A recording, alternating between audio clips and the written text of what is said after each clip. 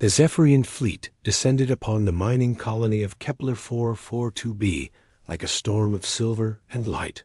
Their crystalline ships arranged themselves in perfect formation above the dusty red landscape, broadcasting their ultimatum across all frequencies. Humans of this world, the melodic voice of Commander Velterith rang through every speaker. You have violated the sacred mining rights of the Galactic Consortium. By ancient law, we challenge your strongest warrior to honorable combat. If victorious, you may remain.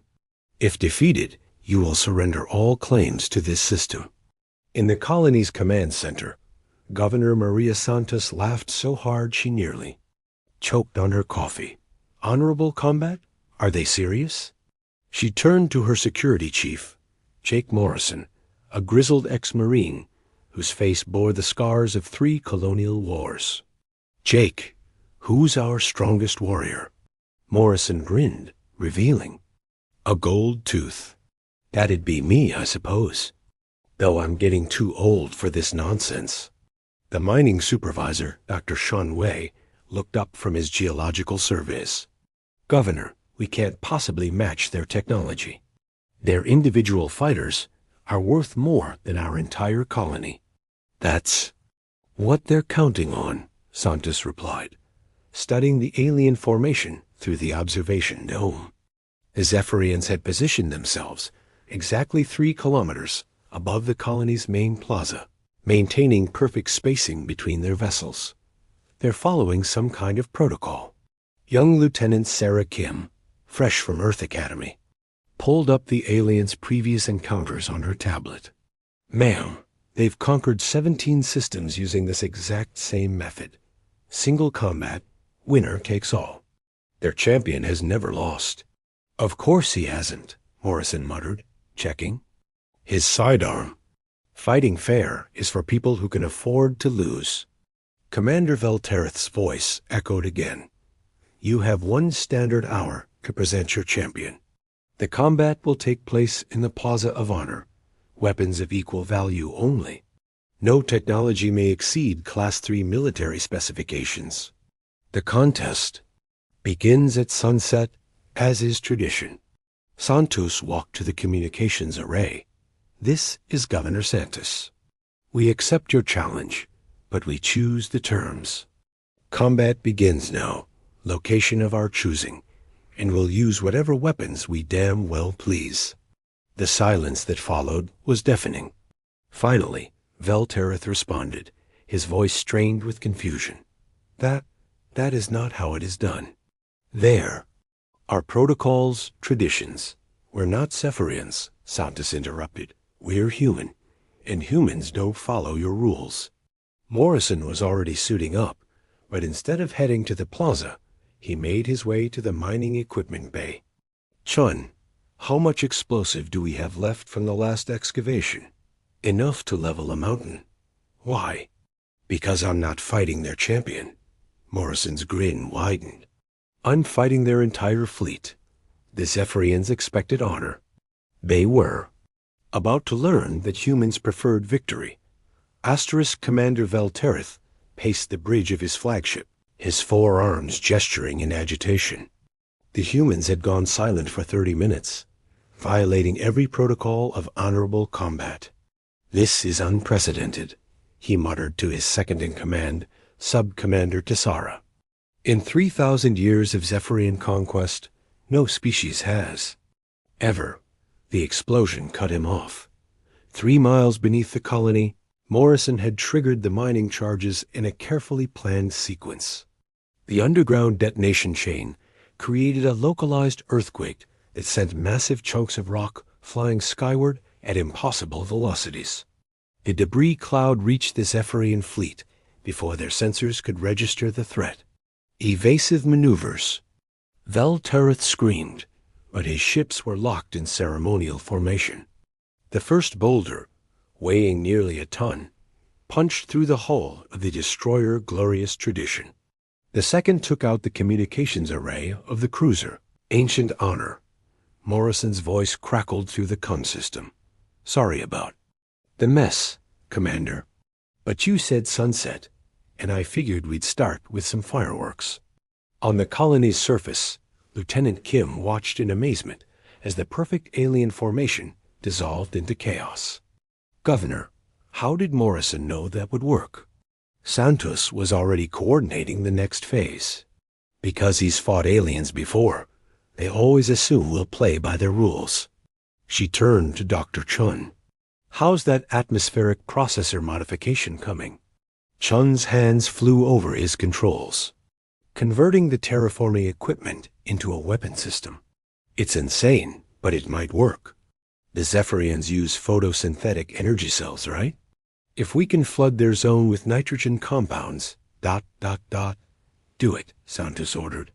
"Sarah, get me a line to the mining platforms in orbit." "The platforms, ma'am? Those are just cargo haulers." "Not anymore. Today, they're our Navy." In space, the Zephyrian fleet regrouped, their formation now defensive rather than ceremonial. Veltareth studied the tactical display, his 4 eyes burning with frustration. "Sub-Commander, analysis of their attack pattern?" "There is no pattern, Commander. They're not following any known military doctrine. They're using mining equipment as weapons, converting civilian infrastructure into military assets. It's barbaric. It's effective," Veltareth admitted grimly. "Signal the planetary assault teams. We'll take the colony by force." But as the Zephyrian dropships descended, they encountered something unprecedented. The mining platforms, retrofitted with industrial cutting lasers and loaded with raw ore, swooped down from higher orbit. The cargo haulers' pilots, led by veteran space trucker Rosa Martinez, had no military training whatsoever. "This is Hauler 6, Martinez broadcast on an open channel. "We're just trying to deliver some rocks to your fancy ships. Fast delivery, no charge." The improvised weapons were crude and inaccurate, but they didn't need to be precise. The haulers simply rammed the Zephyrian dropships, using their reinforced hulls and superior numbers to overwhelm the aliens' technological advantages. "They're fighting like madmen," Tissara reported. "No regard for acceptable loss ratios, no tactical coordination, no rules," Veltareth finished. For the first time in his military career, he felt something alien to Zephyrian culture. Doubt. The war had been raging for 6 days, and Commander Veltareth was beginning to understand why the Galactic Consortium had never encountered anything like human warfare. His fleet, once the pride of the Zephyrian military, now resembled a collection of damaged relics. "Status report," he demanded, his voice hollow with exhaustion. Commander Tessara consulted her tactical display with 3 of her 4 hands, while the 4th nervously adjusted her ceremonial armor. "We've lost 37 vessels, Commander. The humans continue to employ unconventional tactics." That was an understatement. The humans had weaponized everything: mining equipment, terraforming devices, even their waste disposal systems. They'd launched garbage at his ships, turned their atmospheric processors into chemical weapons, and somehow convinced the local wildlife to attack his ground forces. "How does one convince wildlife to fight?" Veltareth asked, genuinely puzzled. Human Morrison apparently used pheromone extractors from their agricultural systems. He's created what they call angry bees with laser designators. On the planet's surface, Morrison was indeed coordinating with Dr. Chun to modify the colony's defensive systems. The atmospheric processors now pumped out a cocktail of chemicals that interfered with Zephyrian equipment while attracting every aggressive creature within a 100-kilometer radius. "Jake," Governor Santos called over the comm, "the aliens are requesting a parley." Morrison looked up from his improvised command, center a converted mining cafeteria, and grinned. "They want to talk? That's a first." Lieutenant Kim, now sporting field modifications to her uniform and a bandolier of improvised explosives, pulled up the communication request. "Sir, they're asking for a formal ceasefire under Galactic Consortium Regulation 47 Alpha. Tell them. We don't have that regulation in our database, Santos replied. We'll talk, but on our terms. The meeting took place in the colony's central plaza, now cratered from the ongoing conflict. Commander Veltereth approached with a full honor guard, banners flying, in strict accordance with diplomatic protocol. Governor Santos showed up in work clothes, flanked by Morrison, still carrying his mining laser, Dr. Chun, with a tablet full of geological data, and Lieutenant Kim, who'd somehow acquired a Zephyrian weapon and modified it with human electronics. This is highly irregular, Veltereth began, his translator struggling with the concept of informal diplomacy. Everything we do is irregular, Santos replied. That's why we're winning. Winning? Veltereth's 4 eyes blazed. You have one small colony. We have an entire fleet. You had a fleet, Morrison corrected. Now you have a collection of floating spare parts. Dr. Chun stepped forward with his tablet. Commander, we've analyzed your technology. You're using crystalline matrix power systems, photosynthetic energy conversion, and bioneural network communications. All very advanced, all very elegant, and all completely vulnerable to simple chemical interference. We know exactly how to kill your ships, Kim added cheerfully. We've been doing it for a week. Veltereth's honor guard shifted nervously. This wasn't how negotiations were supposed to proceed. Where were the formal challenges? The ritual presentations? The ceremonial exchange of battle histories? What do you want? He asked finally. Asterisk. To be left alone, Santos said simply. We're not interested in your consortium, your rules, or your galactic civilization. We just want to mine rocks and grow food. That's not how colonization works, Veltereth protested. There. Our procedures, territorial claims, sovereignty protocols.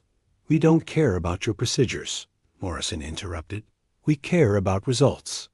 The human attitude was incomprehensible to the Zephyrian mind, but the results were undeniable. In 6 days, they'd neutralized his superior technology and made his tactical advantages irrelevant. I need to consult with my superiors, Veltereth said finally. Take your time, Santos replied.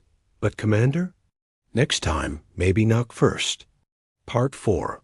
The Revolution, the emergency session of the Galactic Consortium Council convened in the crystal halls of Arcturus Prime, their holographic forms shimmering with barely contained anxiety. For the first time in galactic history, a primitive species had not only resisted conquest, but had actually defeated a modern military force. High Chancellor Zirian, his tentacles writhing with agitation, addressed the assembly. The Zephyrian report defies all strategic logic. How does a mining colony defeat a Class 7 military fleet? Commander Veltereth stood before the council, his once pristine uniform now bearing the scars of his defeat. Honored Chancellor, they don't fight like any known species. They ignore all protocols, violate every convention of warfare, and refuse to acknowledge established rules of engagement. Specify these violations, demanded General Krekstar of the Mandalorian Defense Corps. They weaponized their industrial equipment, turned civilian infrastructure into military assets, used unshielded nuclear devices in atmosphere, employed biological agents against our electronics, and Veltereth paused, still struggling with the concept. They refused to surrender when mathematically defeated. The council chamber erupted in confused chittering, warbling, and what passed for gasps among the various species present. This is impossible, declared Admiral Ventus of the Aquatic Confederation. All species follow mathematical principles of warfare. When victory becomes statistically impossible, rational beings surrender. Humans are not rational, Veltereth replied. They appear to become more dangerous when facing impossible odds. Back on Kepler 442b, the human colony was experiencing its own crisis. News of their victory had spread through the underground networks of oppressed species, and now Governor Santos was dealing with an unexpected problem: refugees. "Governor," Lieutenant Kim reported, "we've got another 3 ships requesting asylum. That's the 7th group this week." Santos looked out at the makeshift settlement growing around their mining colony. Refugees from a dozen species had arrived, all seeking the protection of the humans who defeated the Zephyrians. The irony wasn't lost on her. They'd fought to be left alone, only to become a symbol of resistance. Dr. Chun approached with his latest analysis. "Maria, we've got a bigger problem. The consortium is mobilizing. Intelligence suggests they're sending a full battle fleet. How many ships? 300? Maybe more." Morrison, now wearing the unofficial title of military coordinator, studied the tactical display. "We can't fight that many ships with mining equipment and good intentions." "Then we don't fight them," Santos decided. "We teach them." The plan was audacious even by human standards. Instead of preparing for battle, they transmitted their tactical innovations to every oppressed species in the galaxy. The mining laser, modifications, the atmospheric processor weapons, the debris field tactics, all of it went out on open channels. Within days, the effect was explosive. The Rigelian work colonies modified their industrial equipment and declared independence. The Centauri mining platforms formed an impromptu fleet. The agricultural worlds of the Outer Rim began converting their terraforming equipment into weapons. Young Captain Zara al-Rashid, commanding the makeshift vessel Improvised Justice, formerly the cargo hauler Lucky Strike, led a fleet of converted civilian ships to intercept the consortium battle fleet. Her crew was a mix of species who'd never worked together before, using equipment that shouldn't have functioned, following tactics that violated every rule of space warfare. "Captain," her Andromedian engineer reported, "the consortium fleet is maintaining perfect formation. They're following Protocol 7 Alpha for subjugation of rebellious colonies." "Perfect," Zara replied, her grin visible even through her improvised helmet. "That means they're predictable. Signal the fleet. Execute Plan Chaos." The battle that followed became legendary throughout the galaxy. The consortium fleet, with their superior technology and perfect formations, found themselves facing an enemy that refused to follow the rules. Cargo haulers rammed battle cruisers. Mining platforms used their industrial equipment as weapons. Agricultural ships deployed modified crop dusting systems that interfered with alien electronics. Most importantly, the diverse fleet of rebels fought with a unity that the consortium had never seen. Species that had been enemies for millennia now worked together, bound by the simple human concept. Sometimes you have to break the rules to do what's right.